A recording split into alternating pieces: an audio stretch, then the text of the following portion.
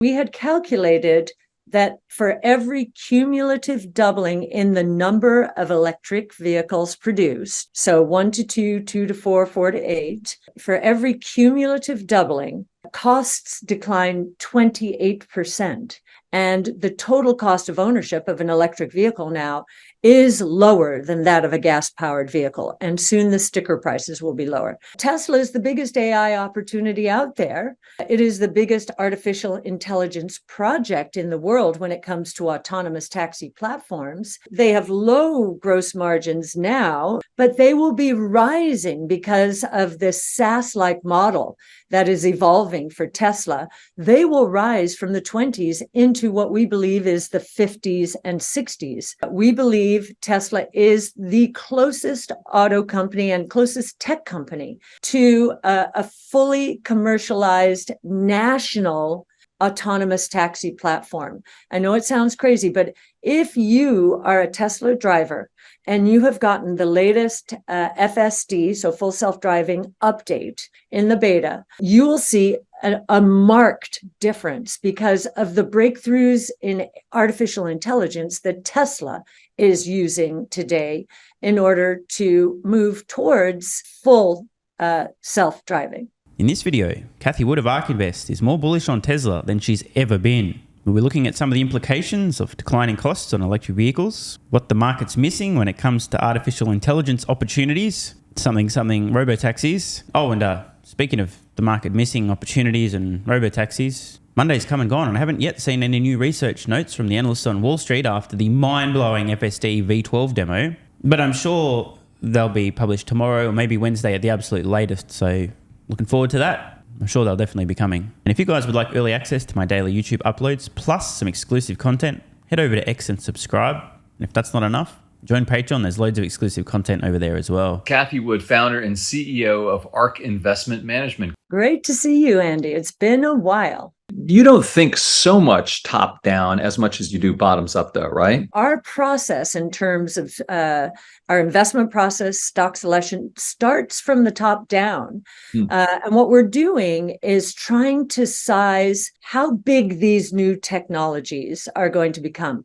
What kind of opportunities are they? And to do that, we use something called Wright's law, which is a relative of Moore's law. Moore's law is a function of time, every 18 months to 2 years, same power for half the cost in the semiconductor world, whereas Wright's law is a function of units. And it says for every cumulative doubling in the number of units produced by this new technology, costs will decline at a consistent percentage rate. So that's the learning curve. And we can learn from the cost declines and by observing price elasticity of demand, how quickly this technology is going to scale across sectors and turn into a mass market opportunity. So we certainly have done that with electric vehicles and drivetrain, battery technology, and so forth.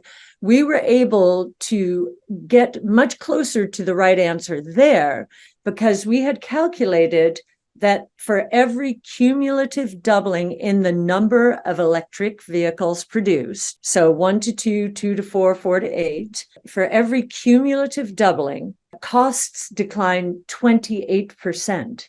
And the total cost of ownership of an electric vehicle now is lower than that of a gas-powered vehicle. And soon the sticker prices will be lower. The single most important thing to understand when it comes to not only Tesla's electric vehicle business, but electric vehicle adoption more broadly is Wright's law and how it applies to electric vehicle costs. The implications are profound, which is exactly why most automotive manufacturers and most analysts on Wall Street have completely ignored this. Because that's what you do, right? If something has profound implications and it's relevant, you just totally ignore it. No, that would be really fucking dumb, wouldn't it?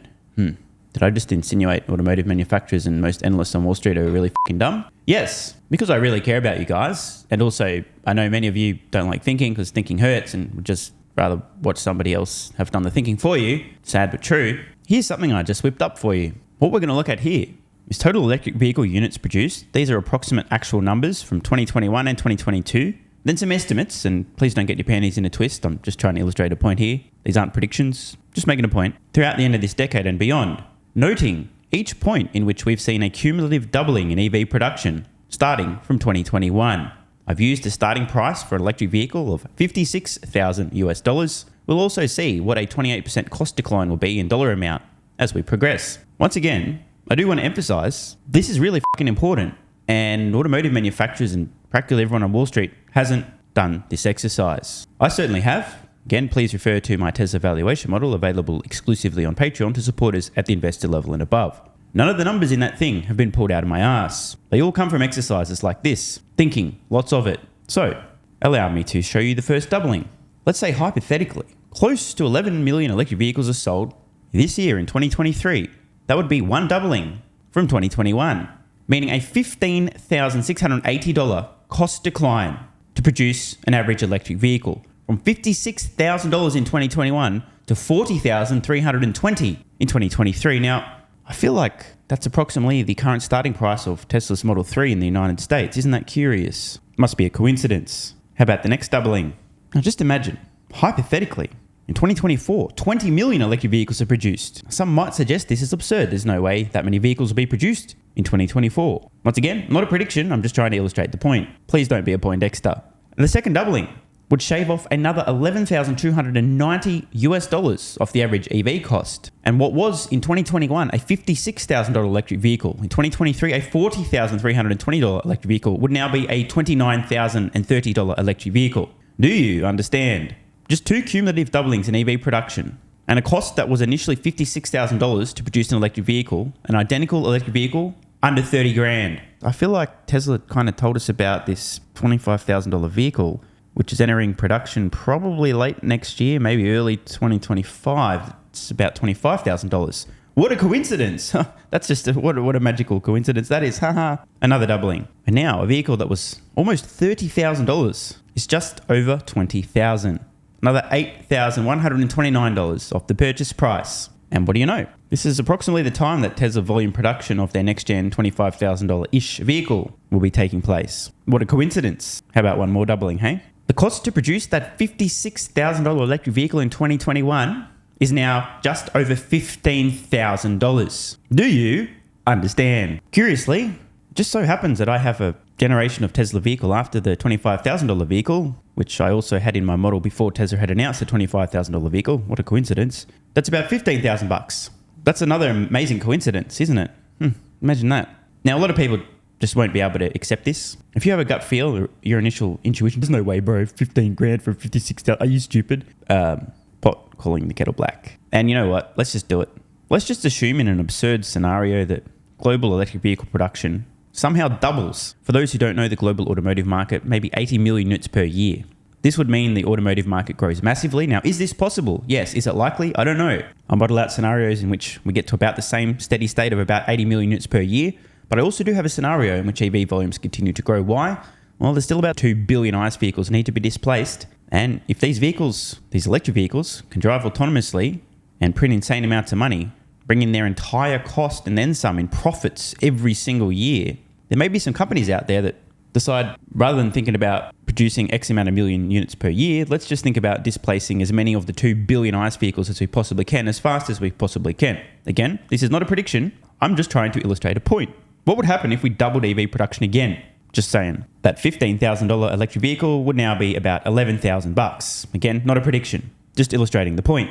It's inevitable at some point.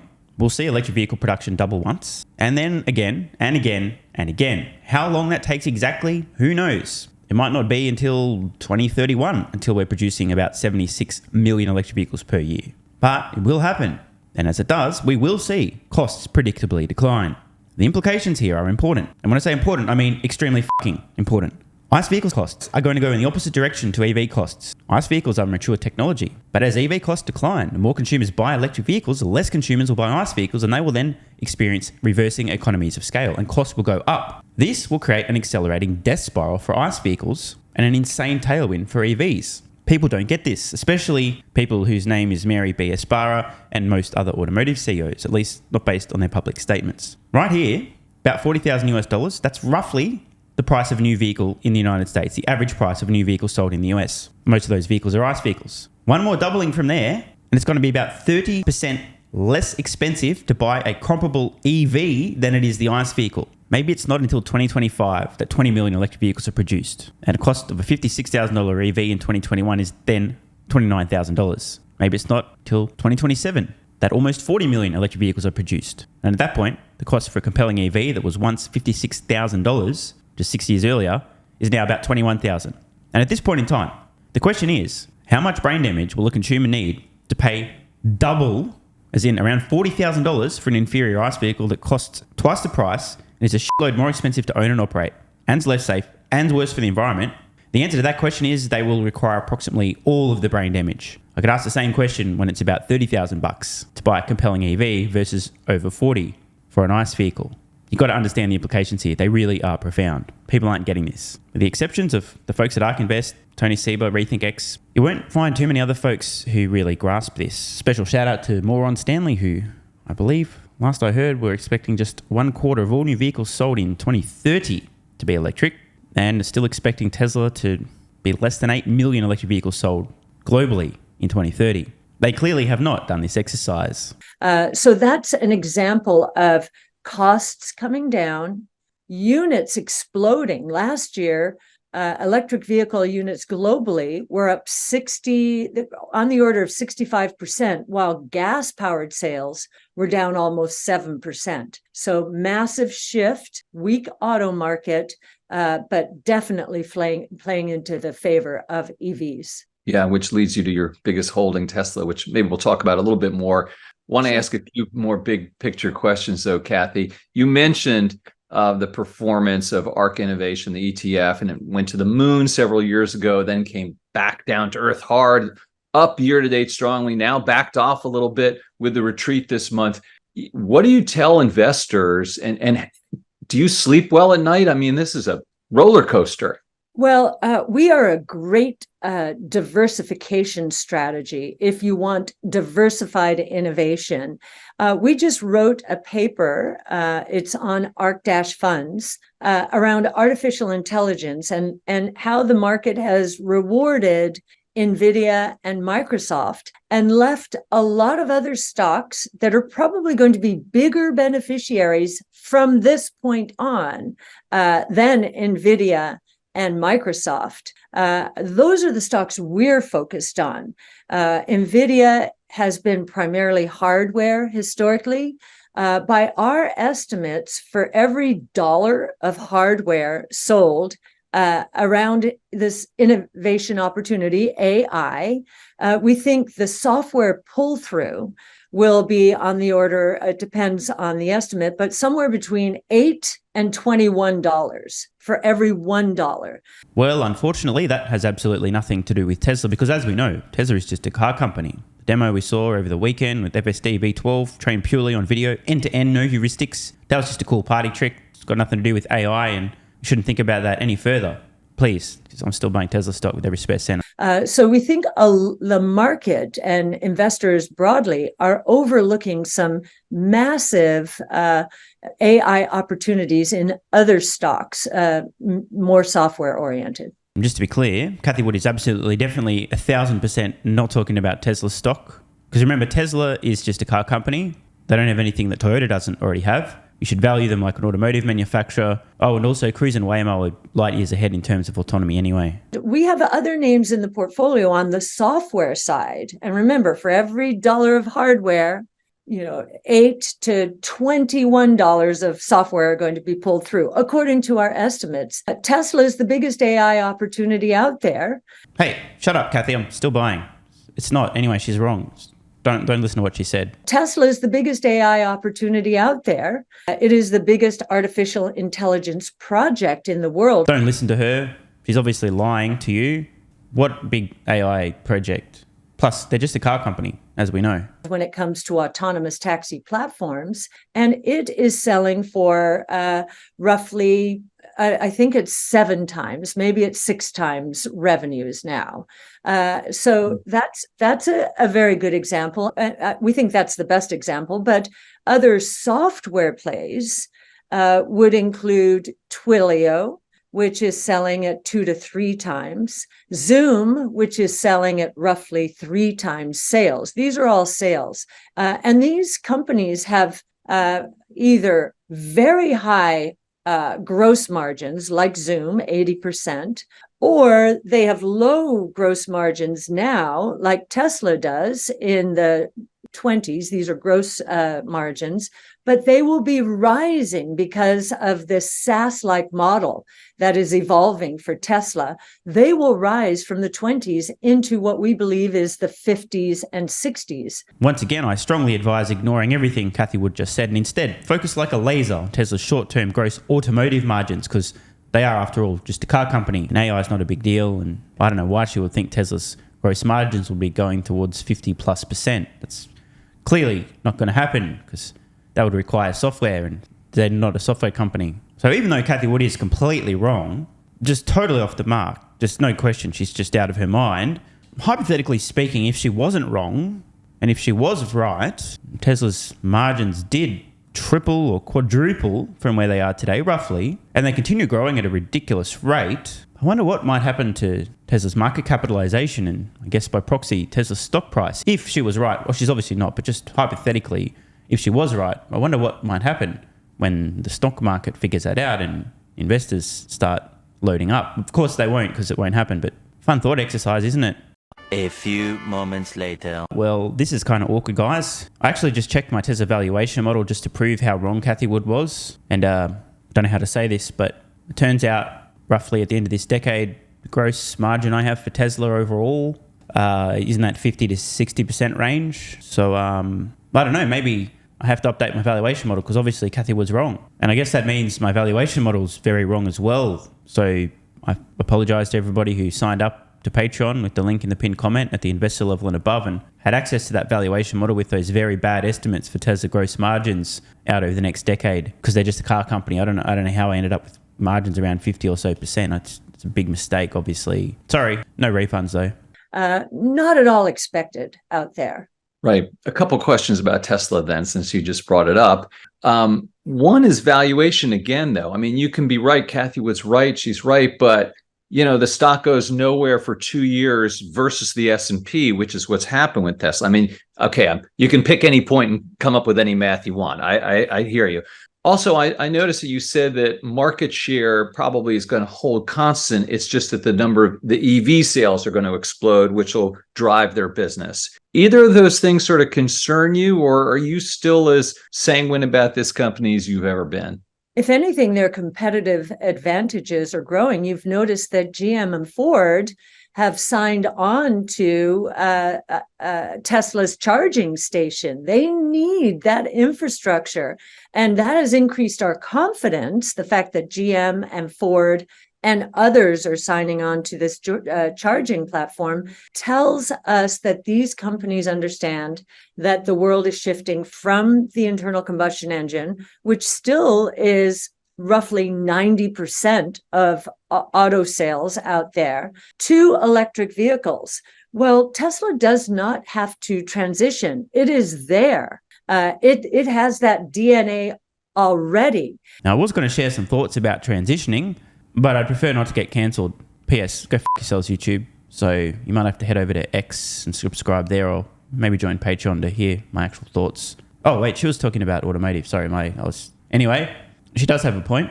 Transitioning from internal combustion engine to EVs isn't a matter of just saying I now identify as an electric vehicle manufacturer who's highly profitable and producing vehicles customers want at scale. You can't just say it and it's true. Sorry. They can actually get there in theory, although they'll probably go bankrupt in the process. You see, Tesla's there. They're already printing money and producing EVs at scale that customers love. Every other company who hasn't started producing EVs, and by the way, those who have outside of China are still bleeding insane amounts of money, but eventually they might get to profitability if they don't go bankrupt before then. Unlike internal combustion engine manufacturers who not only have to bleed money transitioning to EVs, but are reliant upon their currently but not for long profitable internal combustion engine vehicle sales, which they failed to recognize are currently collapsing. Please refer to the early demonstration in the spreadsheet entitled Thinking Hurts. They have not done that thinking. They do not realize EV costs are going to become incredibly competitive, significantly cheaper than ICE vehicles in just the next few years. And then at that point, Consumers literally require brain damage to keep buying ICE vehicles. And don't get me wrong, there are some dumb motherfuckers out there, but there's not that many. And as EV costs continue to come down, the amount of brain damage required to keep buying ICE vehicles that are significantly more expensive and then way more expensive will continue to increase exponentially. In short, most of them not going to make it. Sorry to rain on your parade. And then even more important from a valuation point of view, we believe Tesla is the closest auto company and closest tech company to a fully commercialized national autonomous taxi platform. I know it sounds crazy, but if you are a Tesla driver and you have gotten the latest FSD, so full self-driving update in the beta, you will see a marked difference because of the breakthroughs in artificial intelligence that Tesla is using today in order to move towards full self-driving. Right. With self-driving, question there, Cathie. We all know that the number of deaths caused by human error is, 100,000x versus driverless. And yet the driverless death is going to get all the headlines and freak people out. So when will Americans or globally people get over that and be able to sort of just be dispassionate about the numbers rather than robot killed person kind of thing? Yes, there is a lot of emotion. There's a lot of behavioral science in terms of what goes on in the marketplace. And we went through this with Tesla. So there are 45,000 deaths caused by auto accidents in the US and somewhere between 1 and 1.25 million globally. 80 to 90% of those are caused by human error. So with Tesla, it was very interesting. Out of the 45,000 accidents that kill people, only Teslas seem to be featured as national news. And there were very few of those, but every single one of them was publicized. You know why? Because the mainstream media hates you and hates humanity. But you already knew that, right? Oh, don't forget, it's for your protection, not their quarterly profits. And but truth wins out, and that's our philosophy. Do the research. The audacity of Cathie Wood to suggest that people do the research, which requires thinking, which hurts. If you're right, then maybe the National Highway Transportation Safety Association will make the point that 80 to 90% of human deaths in autos are caused by human error.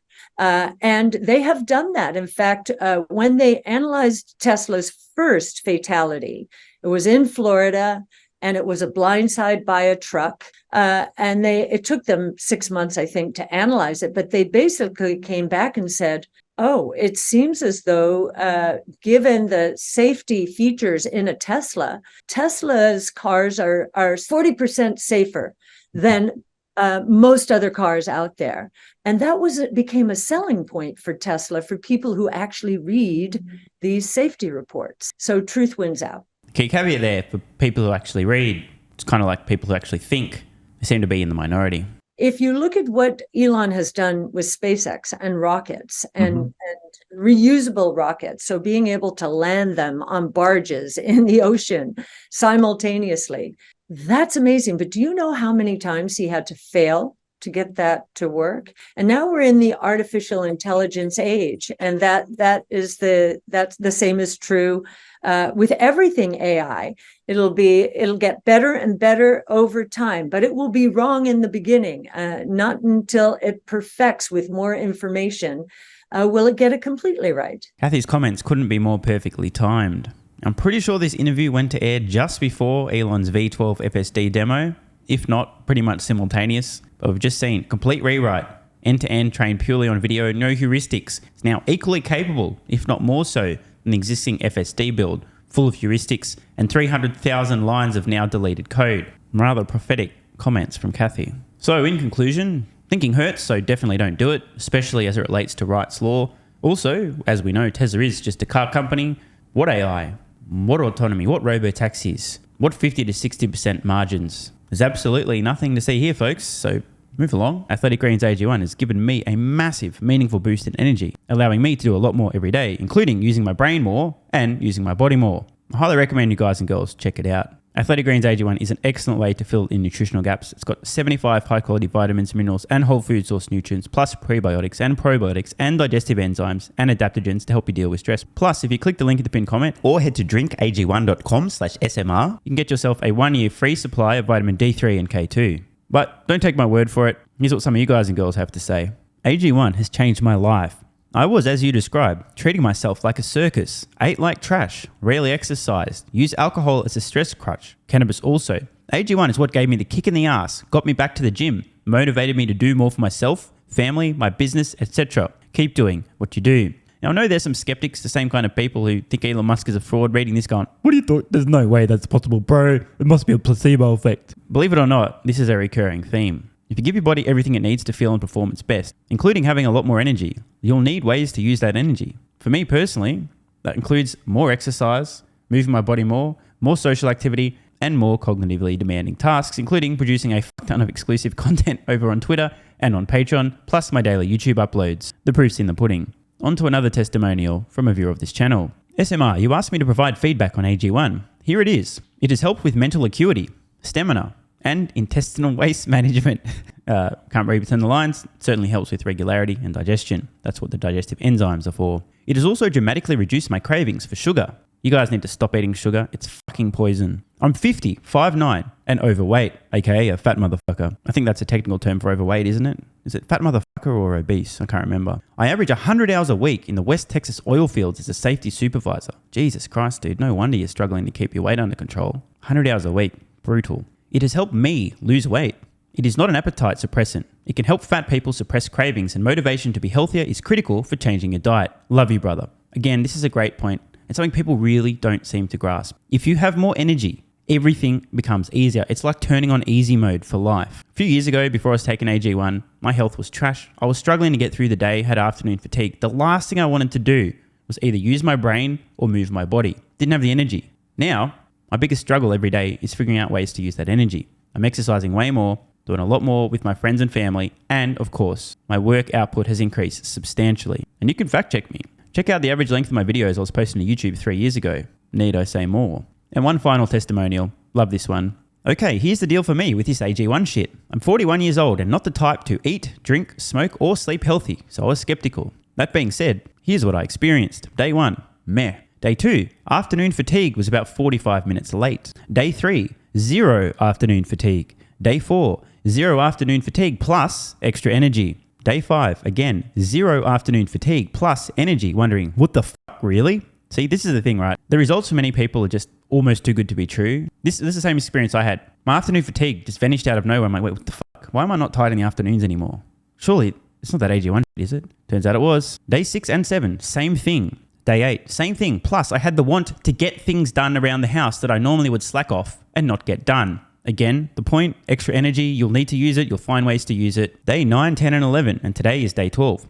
I fucking love it. So however you managed to get me to buy it, I'm so glad you did. Thank you so much, SMR. It really changed me so far. Guys, this shit really works. Just try it. By the way, this is the reason I continue to relentlessly promote AG1. A lot of people get real fucking mad in the comments. Oh my God, snake oil salmon's sold out. Oh my God, he's a scammer. This is fraud. But constantly, I'm pretty sure everyone making these comments is also currently short Tesla stock. I'm not particularly concerned about people having a negative perception, those folks suffering from small brain syndrome, still living in my bum's basement syndrome, etc., writing mean comments, claiming AG1's a scam or it doesn't work. I mean, bro, when I get feedback like this is what keeps me going. And remember, there is a 90-day money-back guarantee. There's nothing to lose here. Just try this stuff for a month, and if you don't get these results, get your money back. See, it's a literal no-brainer. It's an IQ test at this point in time. Testimonial after testimonial after testimonial like this. Get your money back if it doesn't work. Just try it for a month, and if it doesn't work, get your money back. Today's the day. It's finally time. Be like this guy who was a massive skeptic, but finally, after 1,000 promotions in a row, caved in, tried AG1, and has results like this. Head to drinkag1.com/SMR or click the link in the pinned comment, and please, let me know how you're feeling in a few weeks' time. Now, if you'll excuse me, time to put my extra energy to good use. I'll be recording some more exclusive content for Patreon and my Twitter subscribers. So click the links in the pinned comment. See you over on Twitter and or Patreon. And don't forget to grab your AG1. Love ya.